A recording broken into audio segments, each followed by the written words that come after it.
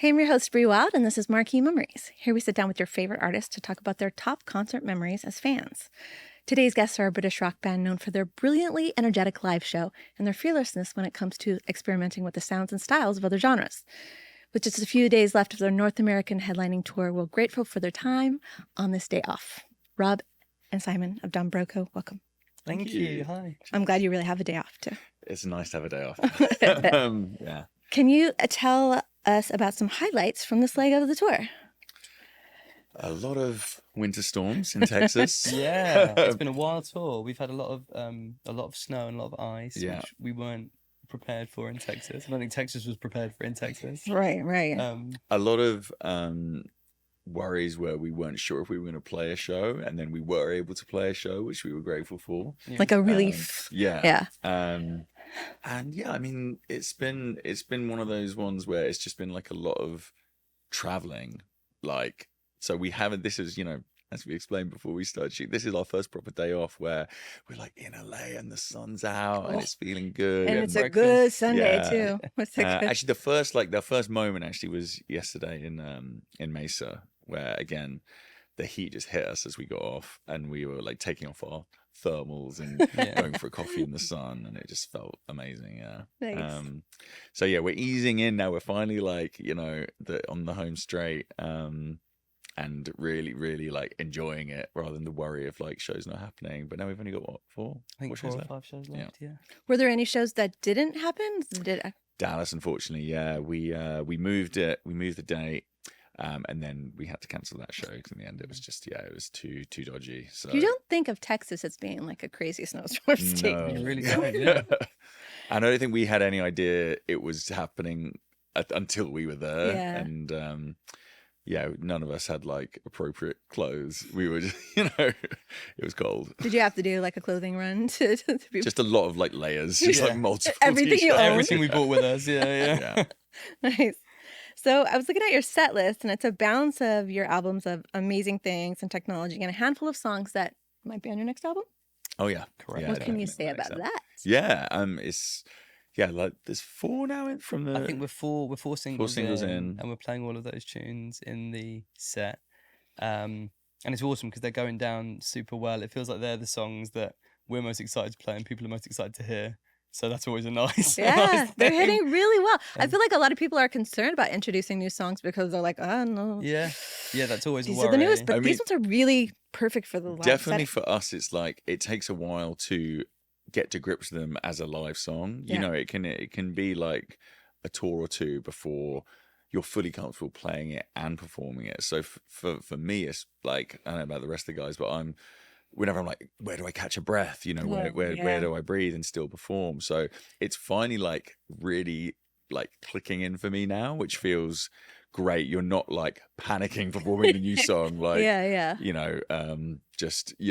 it starts becoming muscle memory and you're not just thinking, what the hell are the lyrics? I've still got a few of the lyrics written down on my set list just in case I forget them. Yeah.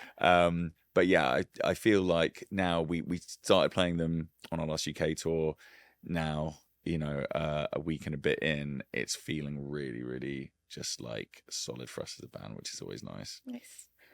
Can you tell anything about the next album? It's probably like a most like ambitious record that we've ever tried putting together with a ton of ideas that we've, for the first time in our career, really actually tried to refine and like create a kind of unified sound of this is Don Broco for this album. Okay. But despite doing that, there's too much to like, there's too much we love about where songs take us in the writing process, that you can't not help put it in. If it's a good idea, it always ends up, finding its way into the record. Yeah. We say it's super focused. Someone else listening to it be like, wow, this is all over the place. But yeah, we tried to make it super focused. We tried. For the first time, we actually tried.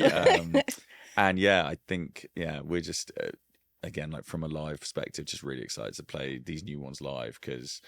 Did you have that in the back of your mind when you were creating these songs? We kind of, since our third record, it's always been such a major part of the songwriting process. Like, how will this translate? and I feel like we just keep kind of building on that each album, and yeah, getting to see that for us in the live arena is the thing that makes all those like tough writing decisions and like long nights in the studio worthwhile when you see that connect and you see a mosh pit kicking off. Like that's for us like what makes it all worthwhile. So yeah, it's going to be fun having the record out and getting to like play more of those songs in the set for sure. Amazing. What's it called? It's called Nightmare Trippin', which is the name of the next single out as well. Nice. So, Okay. Maybe this will all be common knowledge by the time that we're in. Should we get into some of these memories? Yeah, cool. Sure. All right. Ozzfest 2001, Milton Keynes Bowl. That is a hell of a first It was show. like in at the deep end. Vibe. Well, actually, no. I'd been to 2 tribute act shows in our local venue. Okay.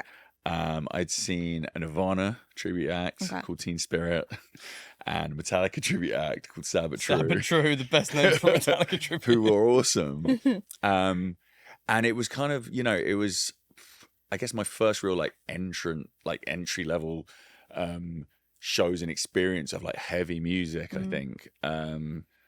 Thinking back to that, I'd been, when you discover bands and rock bands for the first time, and you're kind of feeling your way around like what gets you going. And Ozzfest was coming to town, and it was like obviously we were going to go to that, but it's looking back on that now, it's like it's a crazy first experience of a show. Especially the lineup that year. The lineup was insane. What was it? It's crazy. It was Mudvayne, Tool, Slipknot, Head P. Yeah. Raging Speedhorn. I don't know if people remember them. They were this crazy band from the UK. Just so much going on. It was every band that was popping in that kind of like entry into new metal, where that whole scene was about to take over the world. But it was just, it was a wild lineup.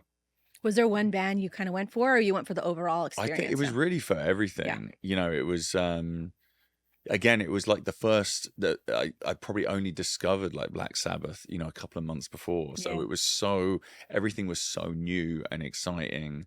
And that, I kind of blend between like, this classic heavy metal with the new energy that was coming through. And there was a lot of, I remember just seeing a lot of promo where like Ozzy was like bigging up all these, new bands, like, the new wave of heavy music. And it just felt really exciting and fresh, but also, paying tribute to, the bands that started it all. And I remember like just the excitement of being amongst that many people, I'd never seen that many people before, and queuing up and being so like impatient to get in. And we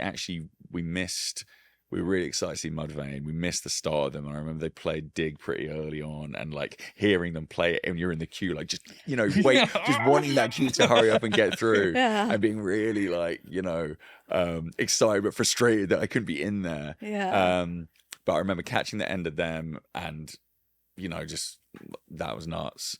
And probably the first set that I was really like, where I got to see where I knew all the songs would have been Papa Roach. Okay.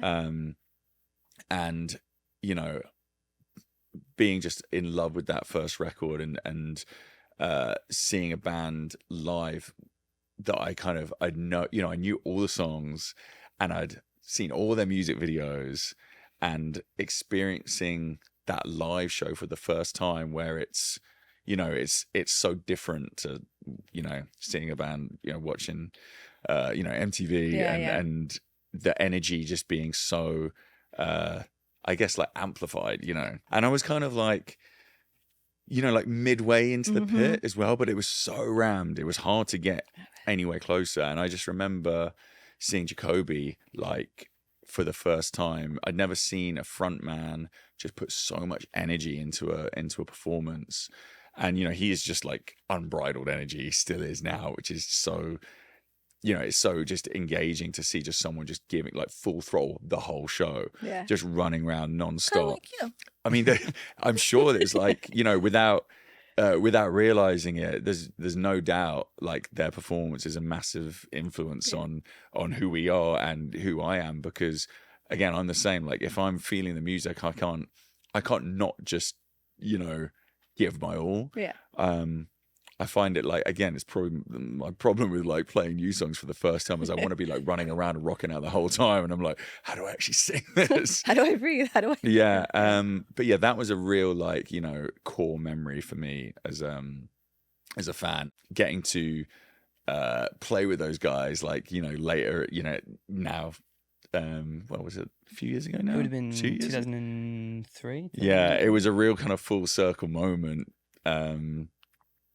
And getting to tell them about that first time we saw them. You got to tell them about it? Yeah, Nice. it was really nice. That's cool. And then I think I can't remember if it was them, maybe Tool, who were just, you know, mind-blowingly insane, and Slipknot. I think Slipknot were main support to Black Sabbath, and that was my first ever like mosh pit experience. How was it? It was crazy because it was the first time that like I'd been in a pit apart from like our local venue where it like opened up, where there was space, where there were, you know, you'd stumble into a circle where there was suddenly there was space to move around. There were people swinging their arms. There were people pushing each other. It was this, you know, this kind of, raw energy, like control, but also not, you know, people are there to have a good time, but you don't know, you know, you're just catching like stray jabs and pushes, and it's like, it's dangerous, but it's fun. And, you know, I was just addicted. So, you know, I just remember like, you know, me and all my friends, we'd be piling in, having our fun, like out of breath, you duck out for 5 minutes, you're like, let's go back in, and just like throughout the whole set you're just dipping in and out, until it ended kind of unexpectedly, where I managed to swallow a guy's dreadlock. He had I think it was like the tail end of it, you know, where it's like a little bit kind of falling off, and I happened to close my mouth as it went in my mouth, and it came off in my mouth. What is this? Stumbled out, pulled out, and I was like, okay, I don't feel so good anymore. But I'm sure one of the bad things about that whole new metal movement was the dreadlocks. There are a lot of dreadlocks. A lot of dreadlocks going around in that time. And you catch a couple of them like in your personal space, and they, you know, they don't always smell the best or taste the best. I guess you would know. But no, I think I was like, okay, I feel a bit sick. I'm back in the mosh pit after that. So that was just a crazy like baptism of fire to what it's like to be at a big rock show. And it was only down the road as well, because we're from a town called Bedford in the UK, and Ozzfest was at Milton Keynes Bowl, which is just like the next town along. So to have, I don't think we appreciated at the time, like how crazy it was to have this massive event just like down the road. Right, you didn't have to travel for it or get on a plane or anything. It was just it's amazing. So that was Did you really cool. go to any other Ozzfests? I don't think there were. I don't think there were any more in the UK. It became something else. Did Ozzfest change into something? I don't know if Ozzfest mutated into when Download Festival really kind of became a thing. I don't know if there was then space like for both maybe to a operate. passing of the torch. But I don't know if there maybe was one more, but like that was it was just one of those like things I'll never forget, because going with so many friends as well, where you know you lose your friends for a bit and then you find them again. Like that's what I love about festivals too. That and it's before phones. So finding your friends was like a victory. It's like, let's see. The whole experience was so cool. Did you after that, did you want to go to like as many festivals as possible? I mean, I think that, you know, that kind of started our love for, you know, doing that as a bunch of friends whenever we could. Were you playing music yet? No, this would have been long before, a couple of years before. It was a couple of years before we would have started. It would have been a couple of years before we'd even thought like that. We wanted to even try that. I mean, the kind of festival that we ended up going to a lot was Reading and Leeds, which again, is not that far away from where we live. And at that time, it was a much heavier festival. It was way more of a kind of hard rock thing. Still a good blend of, I think there was still quite a nice mix of genre. Ozzfest was just like a day, and Reading Leeds is like a full 3 day. Yeah. But that became like the pilgrimage for us and our friends. It became like the yearly thing that, we probably went like, I don't know, 7 or 8 years in a row. Yeah.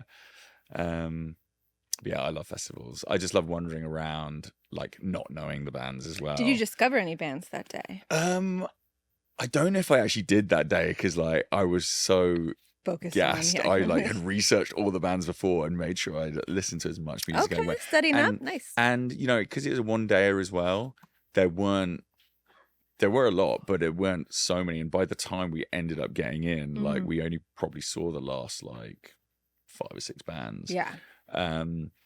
But yeah, one of my favorite things now is like just going to festivals without knowing anyone. I love just, maybe it's nice if 1 or 2 people you're looking forward to, but just popping into tents and just seeing what takes you and being like surprised by music, because you never get that experience again. The first time you see an artist and you don't know what they sound like, you can't recreate that first time. So I'd always, if there's like a band or an artist I'm trying to get my mates to see, I'd try and like put them off listening to them so they get to see them live for the first time. Okay. Because then you get to dive in, listen to them, and then the next time it's another completely different experience. So I think that's really cool about festivals. All right, let's go to System of a Down.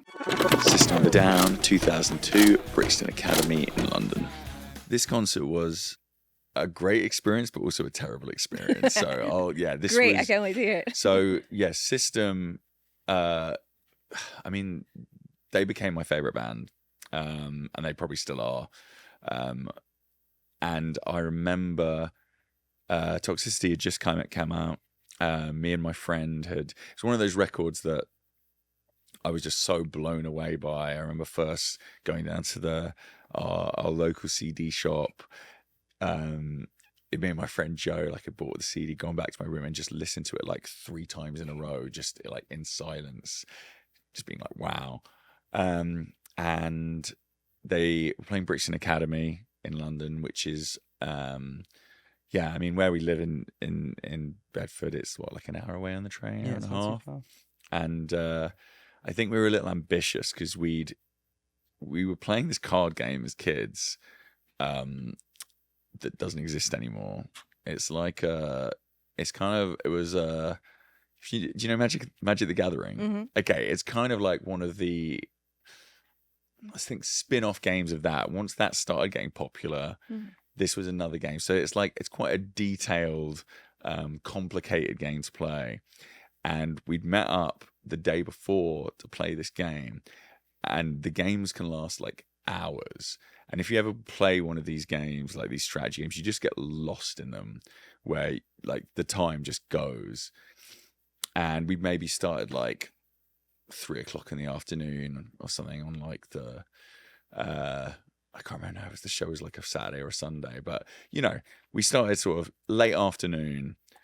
Before you know it, it's like midnight. Before you know it, it's 4 a.m. Before you know it, it's like 3 p.m. And we're just playing straight, just like playing cards, fizzy drinks, eating snacks. And it dawned on us, okay, we haven't slept yet, and we need to get ready and go to this gig that we were so excited for. But the game was so good as well at the time. We were like, we don't want to stop. So we were on the train, kind of falling asleep. Got to the show, and I think I just hadn't eaten much food. I hadn't really drunk any water. I was so just excited to be at the show. Dillinger Escape Plan was supporting, and I hadn't heard them. So again, they were first experience seeing them as a band, and they were absolutely nuts. So again, going back to my love of bands that give you energy, I don't think there's a better band to put that, just leave everything on stage. So I was just in the pit the whole time for them. Probably didn't even leave. You know, I'm like, I've got my spot now. I'm here for System. And I think it's probably halfway through or not that far into the show, I got crowd surfed, which I loved, to the front, kind of got dropped down like maybe one behind the barrier. And like just the, you know, if you've been to a show and you're that far in, just the wedge and the crush is crazy. Yeah. And slowly kind of realize, like, you know, when you're like, oh, I'm not in control here. Yeah. And I'm so hot. I'm so dehydrated. And I was just like putting my hand out to like, basically someone to like to take me out of the pit. Yeah. And everyone's just having a good time. They think you're just like lost in Yeah. the music. You know, this You're just waving your hands in the air. Yeah. Just waving at Serge and the guys. And I was like, okay, this isn't good now. I need to get out of here. And I just never got out. So I like fainted in the pit. Eventually remember sort of coming to as people were lifting me up and taking me over. And just being so like physically just destroyed. Had to sit out the rest of the show. Felt absolutely terrible. And it was like from like having the best time ever, it quickly descended into like I can listen to them for like a year To after this that. day. Because I was just, you know, you were like, wow, that was such a traumatic experience. Yes. Oh my God. So yeah, luckily, like once I'd got over that, I could delve back in. But it's just a reminder that like we're so like fragile. And if you don't drink water, you're screwed. You got to hit those basic needs. You've got to before hit you that. get in the And I see people like at our shows sometimes where you know I try and watch out for them if I see people like struggling. And some venues are great and they'll be dishing out water down the front. But one of the things that I always like get worried about is like our hardcore fans who will be maybe camping out before the show and they'll be lining up, you know, the night before to get the best spot in. Right. And, you know, we'll sometimes meet them on the way into the venue and they're like exhausted already before the show's begun. And they're like, you're like, listen, I've done this before. Yeah, they're like, you know, they've got my sleeping bag and my little tent and they're just like so tired already. And I'm thinking like, it's awesome that you want to be that close and get to the front, but it's not worth it. Yeah. Because I've been there. So yeah, that's I try and tell people that, but I don't think they listen. They're like, nah, I want the best spot. I guess you just have to experience it yourself. Yeah. Yeah. Yeah. Were you at that show as well? I don't think I was at that show. I think it was you and Joe. Was it I don't me think and I Joe? went to System. I would have loved to have been at that show. Yeah. It was great until it wasn't. Yeah. It seemed like a supportive pit, though. If once you passed out, everybody took care of you, right? I think once I was literally like, they realized I'm just like this limp body. No, there's a body in there. We need to get it out. The thing is, everyone's so in the zone. Do you know what I Yes, mean? When yeah. you're in that intensity and you're moshing, You're not really and, paying and you know you're not paying attention to people either side. You're watching the band. So yeah, I think definitely for a while. And I was probably in like self-denial as well because I'm like I'm still enjoying. You're still kind of still enjoying it, Until and you you're blacked thinking out. I can ride this out. And then I think they were like this guy's just like slithered down between us now. We need to get him out. Oh my gosh. Okay. Well, did you pass out at any other shows, or did you learn your lesson there? Oh, I've got one embarrassing story where I passed out actually. Let's hear it. This was only recently as well. So we were seeing our friends play in actually Brixton Academy as well. Must be the It place was for you. Brixton Academy. We were seeing our friends While She Sleeps play a few years ago, and I'd been for a pint before the gig with one of my friends who'd just been working in Norway. And they have, what are they called, like snooze or snood? Snood. Well, actually, they're really like popular now. Like, Snooze. you like everyone has the like Zin, you know, like where you like have a little tobacco patch, and you like You put stick it it up in your gum. stick up your gum. And I don't smoke, but he was like, yeah, these are really fun. Like you just pop them in, and they kind of give you like, he's like, they're fine. It's Gives like you a buzz. it's like a smoking like half a cigarette or whatever. So I was like, okay, whatever, I'll try it. It was kind of tingly. Went to the show, so I'd had like one beer, watching While She Sleeps. With my second beer, had this little thing in, and you're feeling like maybe I'm feeling something now. It's a little bit tingly, bit of a kind of head high. And within like 30 seconds, I was on the floor, passed out.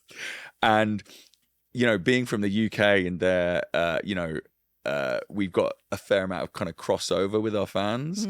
So I remember coming to on a stretcher and all these people like crowding around me going, that's Rob from Don Broco, thinking, no, you're like, please just ground swallow me whole, because everyone's recognizing me, pointing at me. I'm there like out of it, being carried out. They take me to the A&E section, and they look at me serious like, what have you taken? Like thinking I'm like taking some like crazy. serious drug. I pop this little like, thing out, and they're like, oh, okay. Back you go. And I was fine. But yeah, that was pretty embarrassing. All right. Should we go to Biffy Clyro? Yeah, my first show was Biffy Clyro, 2004, Cambridge Junction. 2004 was a year where I think I just passed my driving test, which is obviously this great enabler when it comes to going to gigs. So suddenly we're not reliant on our parents or anything like that. And it's like, we can drive anywhere. We can see whoever we want. And Biffy Clyro were our favourite band at the time. We were like mad into Biffy. They're a really big band in the UK, and they're a great example of a band who they've just stuck the course and just got bigger and bigger and bigger. And it's like been quite a long grind, but they are at the top. And it's just a real testament to sticking the course and then persevering, and writing great, amazing music.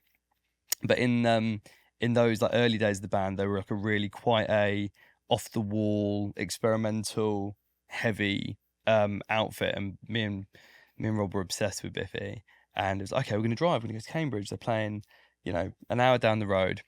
They also felt like our band. You discover a band. Yeah. They were like underground. And not everyone else at your school has like heard of them just yet. And you've got that ownership of it was very being much there that. from kind of near the start of their career. Yeah, it was really cool. It was like a very special time in our like music fandom.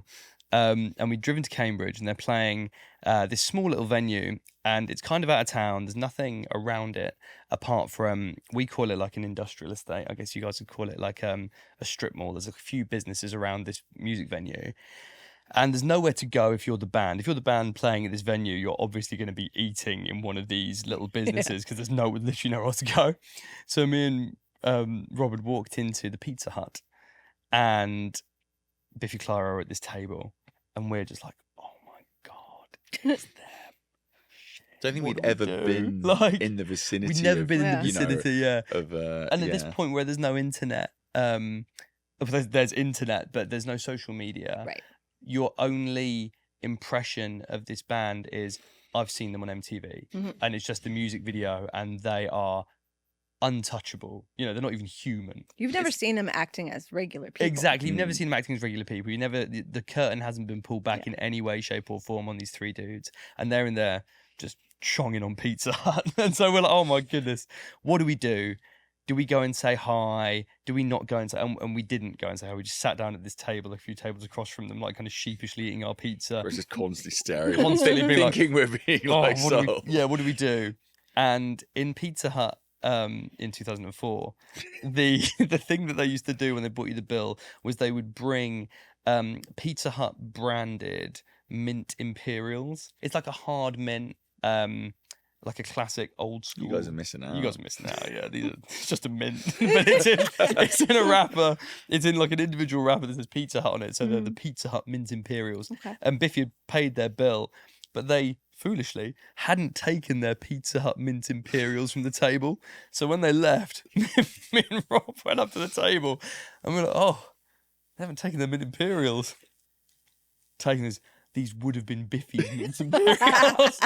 And I had this mint Imperial that I stuck in like my memory box of like cool years, stuff. Yeah. And like, here's a bunch of concert tickets, here's a bunch of whatever, and here's this unopened mint Imperial that was placed on their table that they didn't take. I'm sure I've still got it somewhere. I've probably got mine somewhere. Yeah, vintage. Yeah, I wouldn't have checked it out. Biffy Clyro mint Imperial. Yeah. And yeah, we didn't have the kahunas to say hi, and like, obviously when you're a kid, you don't know how to approach those situations, and now you'd have just been like, hey guys, don't want to disturb your meal, but love your band, see you later, whatever, done. Yeah. But we were far too awkward for that. So you stole the mints. So we stole the mints, and then we saw the show, and it was just it was an amazing show.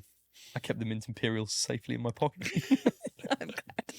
Where were you in the crowd? Oh, we were in the pit. We were always in the Mm. pit. At that point in our lives, like the idea of not being in the pit was not even a consideration. It's like going to the show was probably at least 80% throwing down, 20% listening to music. Yeah. Fair. And how did you get into Biffy Clyro then?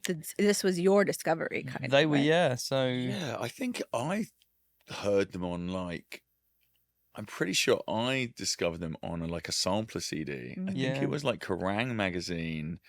You know, would every few weeks they'd have New music, 20 yeah. track CD, which was the sickest thing ever. Yeah, Like it's awesome. such a obviously playlists are great and you can discover amazing music through that, but it almost seems too daunting when there's a 50 track playlist Yeah. of songs to Yeah. get through. Yeah. Like something a little bit more bite-sized like that. Because that would make bands. There was so few ways to discover new Mm. music at that point. If there was a sampler CD put in your lap, it's like, wow, these new 12 bands, they're going to be the bands that people listen to just by sheer virtue of there isn't any other way of Yeah. discovering Yeah. music, really. And I think as well, Biffy really stood out for us because we were deep in our new metal phase as well, and we discovered, heavy music for the first time, and then to discover a heavy band, but from the UK, Yeah. who were It was a very different so palette of different. heavy. They weren't a new metal band; they were an alt rock band who brought so much else into their sound and music, and again, they were screaming in a way that, like, when that whole kind of new metal like screaming element came in, like Biffy was screaming in a way that just felt absolutely unhinged compared to the way that most American bands were screaming at the time. Yeah. So it felt like a really, It felt very, I think, as well, like, part of the issue that nu metal had as a genre is there were just too many copycat bands, and when anything gets too popular, it becomes kind of sterile and not exciting and overproduced. And Biffy were just so raw and real, and while they did bring in they experimented with electronics and a load of other things, it really felt like, here's a band. This is just three dudes just rocking out and doing whatever they wanted. There were no rules to it. yeah. And they are a massive influence on us as a musical entity. Just the way they can bring so much into their sound while creating something like super original and fresh. So yeah, those formative following Biffy around years were definitely one of the main reasons we started a band ourselves. So you weren't in a band yet? No. Not at that point, no. That was very close to us maybe deciding to form a band. a year after that, I'd say we were like, we should give this a go with our friends from school. Yeah. Did you ever play with them? We've never played with them. We're about to play with them, Oh, which yeah? is wild. Yeah, we've got... Mm. So they're doing a big show in the UK at Finsbury Park, which is like a huge outdoor park, and that's in July. And it's one of those weird things because we've existed as a band now for an awfully long time at the same point as they've existed. You'd think we would have kind of crossed paths At or a been festival or something, yeah. We've played a festival with them maybe in France. Did they play that festival, Main Square? But Maybe, we've never had a moment where we've actually been on a show with them, where it's their show or it's their tour. Yeah. And yeah, it's a very special thing for us. We've met them before, and they're the nicest dudes. They're so cool and so humble and so interested, in you, which they don't have to be at all, And so getting to play this show is a real full circle moment for us. Maybe I'll tell them about my Mint Imperial in my Maybe you should box. bring your mint. Can you imagine? They'll be like, this dude, get him out of here, call security. But yeah, no, we're very excited for that. So yeah, that's in a few months. Amazing. That's exciting.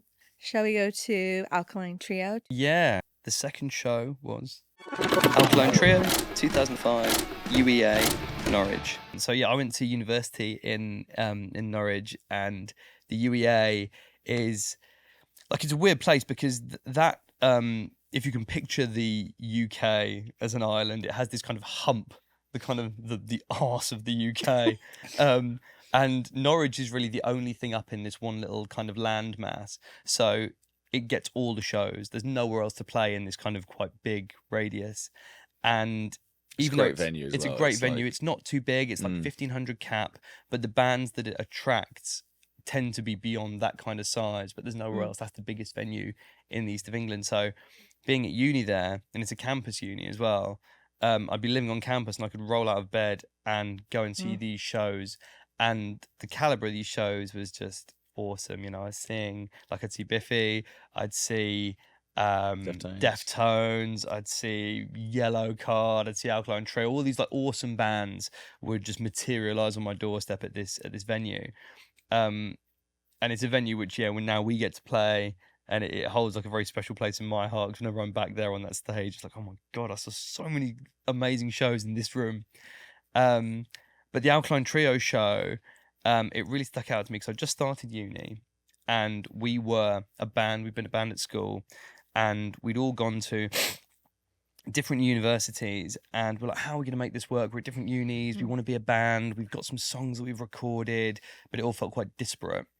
And one of the things that we would do was we would have our demo CD and we would try and give it to bands that were coming through. So I would have my demo CDs in Norwich, and any bands that came through, I'd go, oh. And Alkaline Trio were on their Crimson cycle, and that album for me is one of those records that will forever be like the best. Like, I love that album more than anything. And I'd gone to the show, saw it at UEA. It was incredible.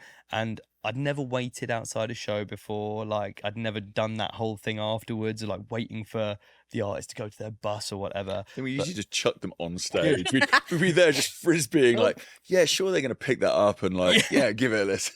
That's it. But I mean, at the time as well, see, like the demo CD was the only thing you really had. It was the only way of getting an artist or trying to get someone else to listen to your music. And so I'd said to the boys, I'm going to wait outside Alkaline Trio. I've got the CD. And it was freezing. So it was like November. You'd been to the show in like a t-shirt because you live around the corner. So I'm going to go in a t-shirt. I don't want to carry my jumper to this show. I'm going to be sweating in the pit. And so I just remember being outside the venue in November, just freezing, like with this demo CD. And Matt Skiba from Alkaline Trio came out to the bus, and there was like a decent amount of people waiting, because again, that's the beauty of the UEA, is that you could wait by the bus. There was no separate like weird kind of parking for the artist. And I just remember him being so nice, and he gave so much of his time to everyone that had waited there. And even though it was freezing cold, and obviously all he wants to do is probably get back on the bus and chill. And that was one of those things where then, as we followed our trajectory in our career as a band, we would have younger bands giving us their demo CDs. And I remembered what an important thing that was for me, even though like he probably never listened to it. He probably just took it like, cool, thanks, man. But he said all the right things, and he made me feel like, I was worthy of his time. And that was like a really amazing, lovely interaction that just stuck with me. And then going forward, it definitely informed how I would act towards people that were doing the same thing to us. So yeah. I remember one time I had to crowd surf out of an Alkaline Trio pit because I didn't think it was going to be crazy. Oh, okay. It was like a festival. I saw Paramore. Oh, nice. So I was there for Paramore, and I was like, yes, absolutely fine. And Alkaline Trio started, and I was like, uh-oh. This is like, I was like, I gotta go. Yeah. Let me out, quick. They're a great live band. Yes. Yeah. Any highlights from the Alkaline Trio show being inside? Where were you? In the pit? So I was in the pit. And it was the first time I'd ever seen Alkaline Trio, and I'd never been that struck by how much singing the bass player does as well, Derek. So most of the big Alkaline Trio singles up to that point had always been Matt singing. And I just remember really vividly being at that show, being like, oh my goodness, there's so much more going on with this band than I appreciated. And the bassist's voice, like, is incredible. Like, he's got such a different tonality and such a different kind of emotion and resonance to how he delivers stuff. And that was like a show where I was awakened to like the extra level of depth that I'd never fully appreciated with them. And then seeing it live, I was like, wow, this band are even better than I realized. Yeah. I think it's always awesome when you when you do have a few different singers in the band, if you've got that ability. Yeah. Your drummer sings, right? So our drummer sings. And yeah, we only really fully embraced that probably on our third record, because he's an incredible singer and his voice is so different to mine. And he's got an awesome range. He can sing a lot higher than me as well. So all the really hard bits that I can't do live, I'm like, yeah, you can do Ship that. them off to him, yeah.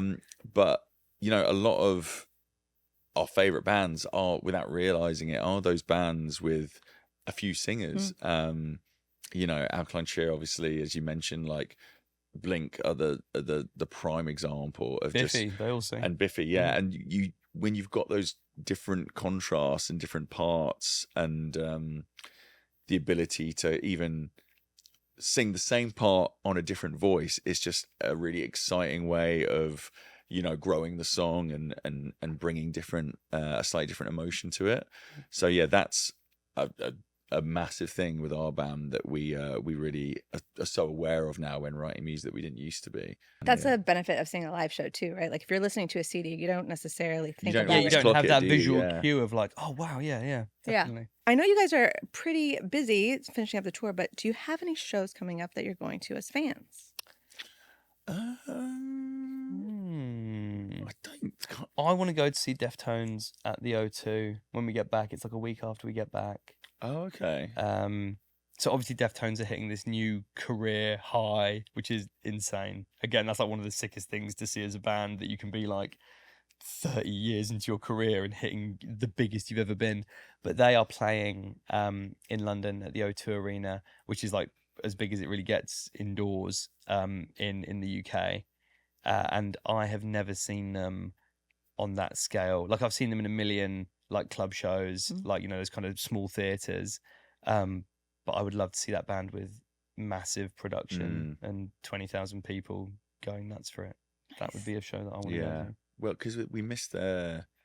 Where did they do last summer? They did like Crystal yeah. Park. Yeah. Yeah, and you saw them at UEA as well. I saw them at UEA a bunch of times. Yeah. So that would be a very good show to go to. I don't know. The only gig I think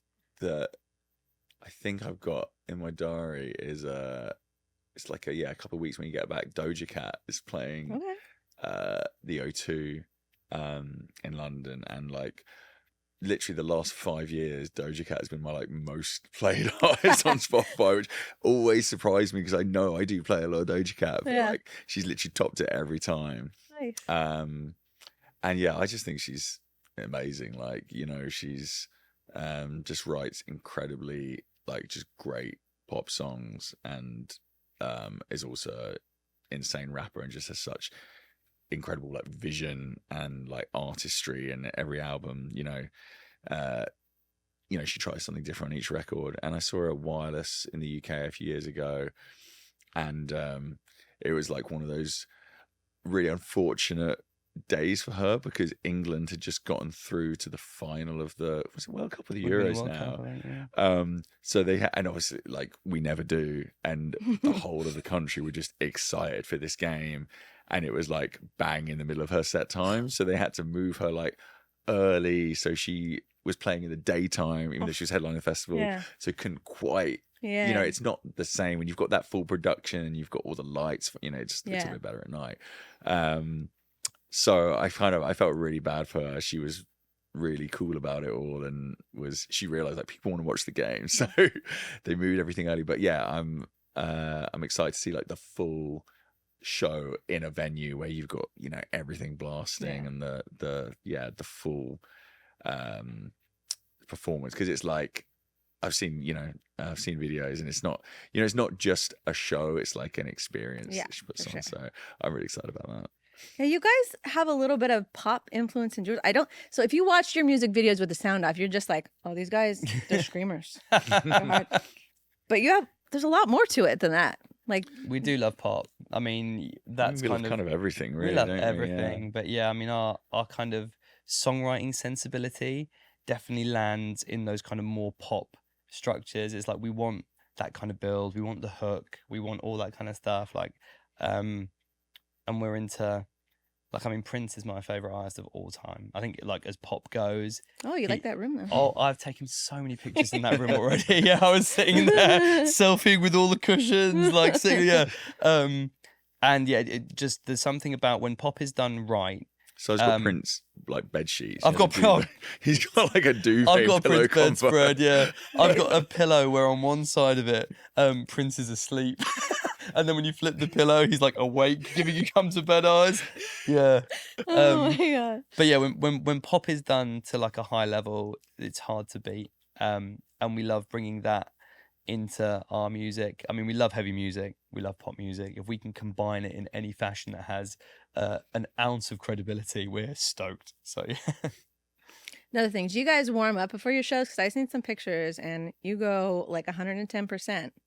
We do. We've started to warm up a lot more than we used to. Yeah, honestly, like, it's very easy not to warm up because there's always so much like going on in the day. Just fueled by the energy too, I guess. That's the thing. It's the very... adrenaline carries you through. The adrenaline carries you through, so you can very easily just walk on stage, and even if you're like, you know, you're tired and you're maybe not feeling it and you're not thinking I'm in the headspace for a show, as soon as you walk on stage, you are just like transported there by the crowd.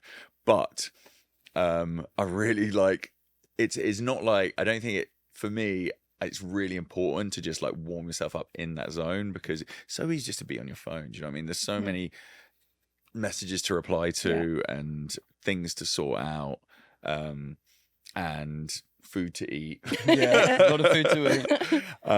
So I've really like tried to just like carve out a good, you know, all you need is like 10-20 minutes just to like get in the headspace and to warm down. We've really appreciated more recently the importance of warming down after the show. Yeah, I first heard about warming down on a podcast with Hayley Williams, and I'm like, what is it's just so it's boring, crazy. I mean, yeah, it's boring. It's so vocally. boring. It's boring vocally. It's boring like physically. Like warming down, like and stretching your body out after the show.